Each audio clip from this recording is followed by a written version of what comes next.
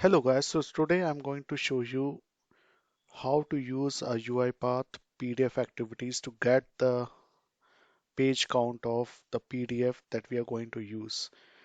Okay, so for example over here I'm going to use this PDF.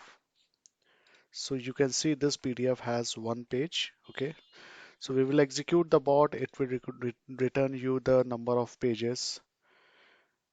Okay, and for this first we need to download the packages. That is again UiPath.pdf.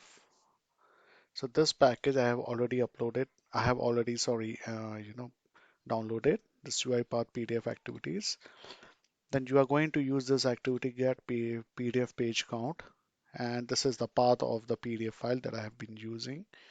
And this is just a display. It's going to tell us number of pages, right? Let me execute the bot. As you can see, it is giving number of pages as 1.